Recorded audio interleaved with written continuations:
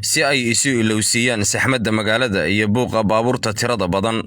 boqolaal u baahan inay bedeshaan jawiga ayaa dalxiis ahaan ugu soo baxa degmada Daynile dalxiisayaashu ay soo jiiteen cawda macaan ee nabadda bilicda deegaankan iyo dooga dhirta cagaaran waxa ay yimaadaan maalin walba walow tiro ahaan ay ugu badan yihiin maalinta shaqooyinka laga nasto ee Jimcaha bismillaah ugu horreyn magacaygu waa Maxamed Cismaan maanta waa moorto maalin Jimcaha sida iska caadiga ah maalmaha Jimcada dhalinyarada ama dadka bulshada ku nool Muqdisho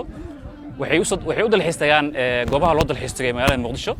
halkaan waxay kamid tahay degmada Daynile oo ah goob dalxiiskeedu aad u qurxoon yahay gaar ahaan xillida roobka markuu doo marka maanta oo Jimcaha aad baan u faraxsanahay inaan degmada Daynile Jimcaha wanaagsan ku qaadanayo waxaan leeyahay Jimcaha wanaagsan dhamaan ummadda Soomaaliyeed meel walba joogaan bismillaah magacaygu waa Habboon Axmed Cabdi waxaan u imid Daynile dalxiis waa meel dalxiiska ku qurux badan in lagu damaashaado mudan wallahi fikirkii aan ka aaminsanaa markii aan xagga ka joogay markii aan imid aad bay u kala duwan tahay markaan ku haystaa magacaygu Cabdi Habiib Maxamuud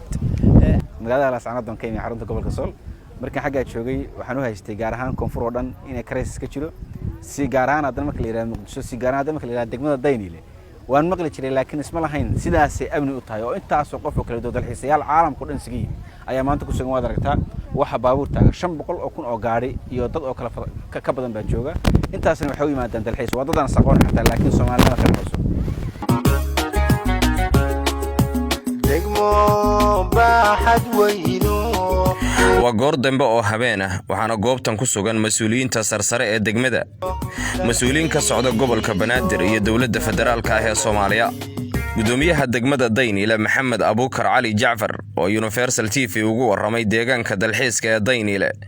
waxa uu sheegay in dadkan tirada badan ay soo jeedatay nabadgelyada deegaankan kaana qaaday deegaankan waa deegaan iska qurux badan oo u jeeda cidaan arkana ayada way jeclaysan doonto inay soo fiirso timaado meeshan ay aragto marka waa deegaan Ilaahay nagu manaystay oo Daynile dhamaa iska wada sidaan ah oo soo aragtay maanta umaleynaa gabi ahaanba marka waa meel nabadaysan oo dadku ay isaga dalxiisaan maalin Jimcaha ah inta badan la isku yimaado la isaga baashaalo deegaankan dadku inay yimaadaan waxyaabaha soo jiitay cagaarka marka laga tago maxaa kamid ah amniga kamid ah inaan ilaa 5 saac 6 saac weynimo gabdhaha iyo wiilasha dhalinyaradu ay iska socdaan oo cid la hadlaysa jirin si nabad ku yimaadaan si nabad uga baxaan meeshan wala ay magaalada in dad dalxiisayaal oo tirada la geedin yimaadaan deegaanka soo booqdaan macna intee la geedin sameynaysa wallahi wax aad u fiican waa deegaankan dad Soomaaliyeed soo booqana gobolka Banaadir iyo degmooyin kala duwan ka yimaadeen marka in anaga noo la yimaado la soo aado deegaankeena qurux la soo aado aad u danaynayna taliye ku-xigeenka ciidanka booliiska ee degmada Daynile Joolaal Xuseen Cali ayaa isaguna nooga waramay amniga degmada iyo shaqada booliisku ay ka hayaan halkan sadarkiisanba ilaa degmooyinka iyo xuduudda la wadaagto inta ka dhaxaysa waa isla soo marnay ciidamadana wax walba way degan yihiin kuwa gaafmeeraho dheeriyaho ka shaqeeya ka hortagga sadarkiisanba hadda waxa joogta degmada Daynile meelaha ugu dambeeya meel kamid ah waana xilli habeen waa dareemi kartaa amnigeeda inuu 100% yahay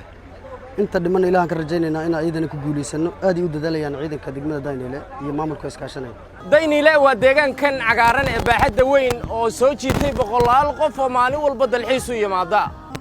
waxaana tani ay qayb weyn ka qaadanaysaa horumarka degmada Daynile iyo guud ahaanba caasimadda dalka Soomaaliya ee Muqdisho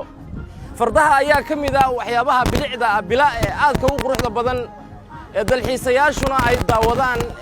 qaybta ka ah ee gaadiidka isugu yimaada degmada Daynile Nuruddin Culujoog Universal TV degmada Daynile Muqdisho